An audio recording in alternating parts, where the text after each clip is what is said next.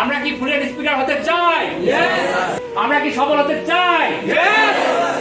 ইনশাআল্লাহ বলি বাবা। তুমি যদি একটু রিসার্চ করো, বাংলাদেশে স্টুডেন্টসরা ইংলিশে এতটাই ভয় পায় যে ইংরেজি শিখতে যায় না। At the end of the day যখন জব ইন্টারভিউতে গিয়ে দাঁড়ায় তখন বুঝতে পারে হ্যাঁ এতদিন কি করলাম আমি। হ্যাঁ এতদিন আমি এই সময়টা কাজে লাগে যে আজকে এই প্রশ্নের উত্তরটা দিতে পারলে তো আমার চাকরি হয়ে যাবে। বিষয়টা সর্বপ্রথম দরকার সেটা হচ্ছে ফ্লুয়েন্সি। কি বলতো? ফ্লুয়েন্সি। ফ্লুয়েন্সি মানে হচ্ছে সাবলীল ভাবে অনর্গল ভাবে কথা বলা। এখন একজন ব্যক্তি যদি সাবলীল ভাবে অনর্গল ভাবে কথা বলে তাকে বলা হয় ফ্লুয়েন্ট স্পিকার। কি? Fluent speaker. Actually, sir, I am from Faranget.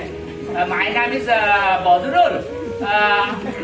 I am favorite food mango family is small and good hobby, favorite hobby gardening is good and little is no but not expert.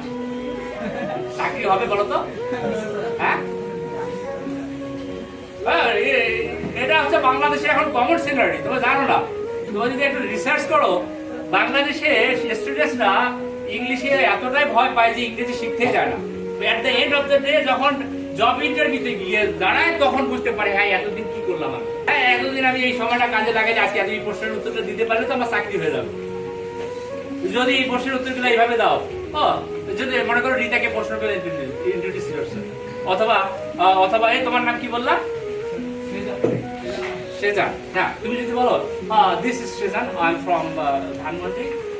I want to collaborate the company for the welfare of the company very significantly. At the same time, I have a goal for myself and for an organization. So if you give an opportunity to collaborate your organization, I will play a significant role for your organization. And inshallah, that will be a very significant for your organization.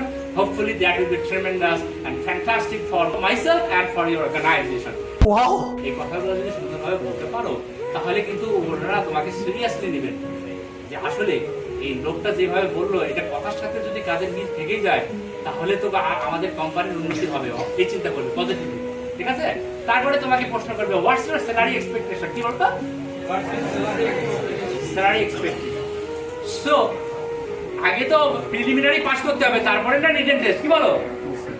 সুতরাং আগে তো introduce ইয়োরসেলফটাকে পার করতে হবে আগে।